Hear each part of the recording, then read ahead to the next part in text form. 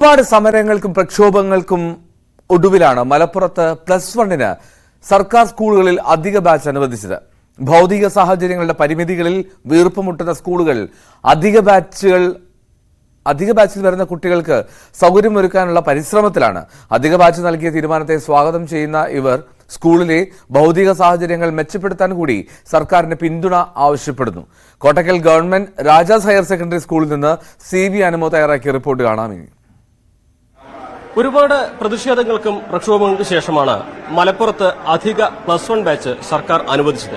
74 സർക്കാർ higher secondary സ്കൂളിലായിട്ട് 120 batch, അതും എല്ലാം കൊമേഴ്സും ഹ്യൂമാനിറ്റീസുമാണ്.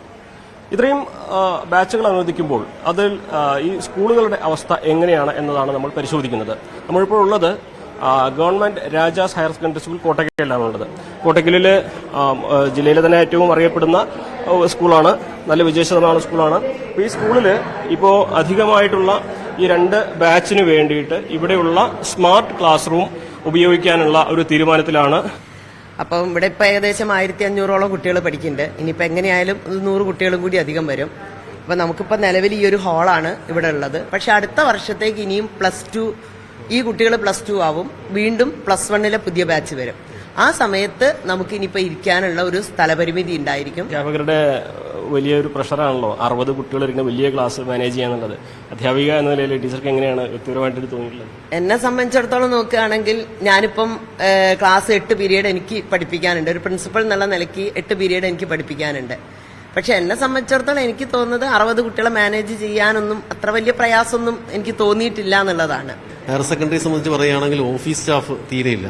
ഇവിടുത്തെ 2 ലാബ് അസിസ്റ്റന്റും മെറ്റേണിറ്റി ലീവിലാണ്. അപ്പം ഇത് കൊണ്ടു നടക്കുക വളരെ പ്രയാസമുള്ള കാര്യമാണ്. എങ്കിലും നമുക്ക് അതുപോലെ തന്നെ നമ്മുടെ ഭൗതിക സാഹചര്യങ്ങളിൽ ഈ ഡിജിറ്റൽ ക്ലാസ് റൂമിലാണ് ഇപ്പോൾ ക്ലാസ്സിലെടുക്കുന്നത്. അപ്പോൾ അവിടുത്തെ പുതുതായിട്ട് കുട്ടികൾ വരുമ്പോൾ ആ റൂമുകളിലേക്ക് പ്രൊജക്ടർ, അതുപോലെ ലാപ്ടോപ്പുകൾ, അതുപോലുള്ള സൗകര്യങ്ങൾ നമ്മൾ ഏർപ്പെടുത്തേണ്ടതായിട്ട് വരും. അതായത് അടിസ്ഥാനപരമായുള്ള വികസനം കൂടി നമ്മൾ ശ്രദ്ധിക്കേണ്ടതുണ്ട് അല്ലേ? അത് അത്യാവശ്യമായിട്ട് വേണ്ട സൗകര്യങ്ങളാണ്. ഇത് രാജാസിലെ മാത്രം കാര്യമായിരിക്കില്ല. മലപ്പുറം ജില്ലയിൽ ഒട്ടുമിക്കാലും സ്കൂളുകളിലും ഇതേ ഒരു അവസ്ഥയുണ്ട്. കാരണം പരിമിതമായ സൗകര്യത്തിൽ നിന്നുകൊണ്ടാണ് അവർ ഇത്രയും കുട്ടികളെ പഠിപ്പിക്കുന്നത്. അപ്പോൾ കൂടുതൽ വിദ്യാർത്ഥികൾ വരുമ്പോൾ അവർക്ക് വേണ്ട ക്ലാസ് റൂമുകൾ ഒരുക്കുക, അനുബന്ധ പഠന സൗകര്യങ്ങൾ ഒരുക്കുക, ഇതൊക്കെ ഈ എല്ലാ സ്കൂളുകളും നേരിടാൻ പോകുന്ന ഒരു വെല്ലുവിളിയാണ്. സർക്കാർ തീരുമാനം സ്വാഗതം ചെയ്യുമ്പോൾ പോലും ഇത്തരം കാര്യങ്ങൾക്ക് വേണ്ടി സർക്കാർ കുറച്ചുകൂടി ഫണ്ട് നീക്കിവെച്ച് അതിനുവേണ്ട ശ്രമങ്ങൾ കൂടി നടത്തണമെന്ന ഒരു അഭ്യർത്ഥനയാണ് ഈ സ്കൂളിലെ അധ്യാപകർക്കും രക്ഷിതാക്കൾക്കും ഒക്കെ ഒരേപോലെ പങ്കുവെക്കാനുള്ളത്. കോട്ടക്കലിൽ നിന്നും അഖിൽ ഓട്ടുപാറയ്ക്കൊപ്പം CV അനുമോദ്, News 18.